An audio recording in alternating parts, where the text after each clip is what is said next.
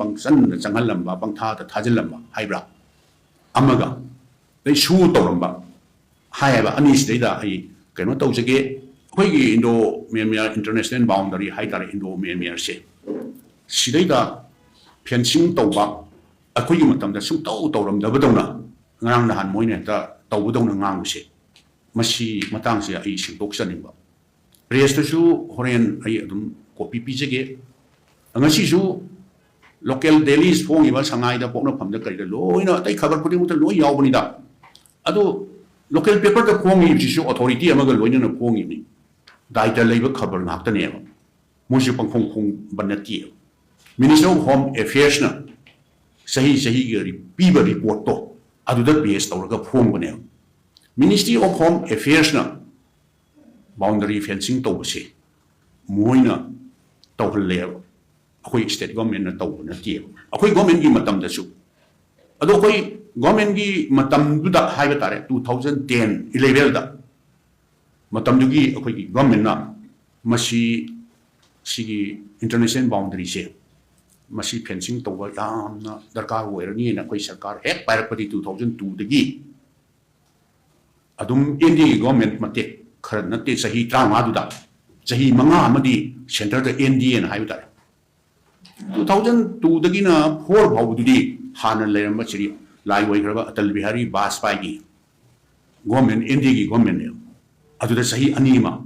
2014, they were 17 Hose, Sina Huziki Prime Minister Sri Narendra Modi Sigi Sarkani. Go Sahi Tramaje, Samna Sahi Manga Amadi, Center the Indiana, Sakar Paidomatam.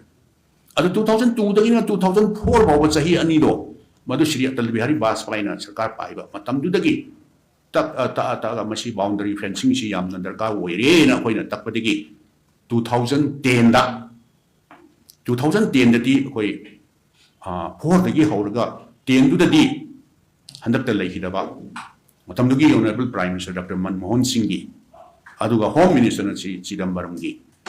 Matam Haidar Chidambaram, Wibramadu, I Yinjagi, a holy period to the Home Minister say, Ani Ahum, she Sushil Kumar Sindiana, who are me, Aduga, Atopa, Home Minister, Home Minister, Tongan, Home Minister, Home Chitim, Shivaraj Singh Patil, Nasu were me, Home Minister, Kon Bisi, Anilak Subatangi to that, where Gadramadu. 2010 that I orange copy, Loina circulate thousand game. 2010 that. Howsik kilometer mapan kata luai di base. Masih khabar dia orang kilometer 9.2 se. 2010 dah. Total estimated cost se 35,000 gumba. 35 crore. Masih 2010-11 dah. Administrative approval period. Aduh ihan bata 5 crore amadi forestation ki state government dah hana release tau ya.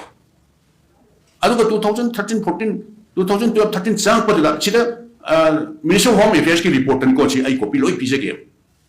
Aduh koi matam tu dah kilometer mariga point 2 si loi ramai 2011-12-13 dah.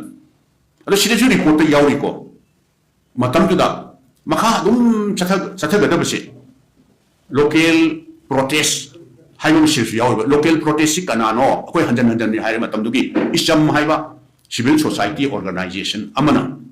Akogi Indiagi Haisira Manipurgi, Lamane, boundaries, redemarcation that are way, Haina, like anything protest over the Mashi Akai Malapatare, Haina.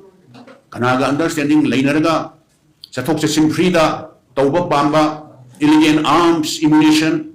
Ado somda laga disturb tauba hek chenchen giba yaba kangu ni khang de karamba group ka understanding liner ga ton like anything tauba de koi cabinet decision lauraga hare phare adu di government of India director general of survey adu ga Myanmar gi director general of survey nakal anis de koi approach taurage adu ga re survey amuk tawlasi noina lammange Manipur gi adu India gi lammange harisi kai buk sum dam no yenga siena matam de cabinet decision lauraga Masih matam kerja lepi roda, lepi begini, aku ini matam tu dah, riksida report sudah, loi ni yawa tu ni, aku hanya Minister of Home Affairs na piba annual report sudah, loi yawa tu ni, loi yawa ni masih kopi siapa, aku orang circulate tahu jadi apa macam dah.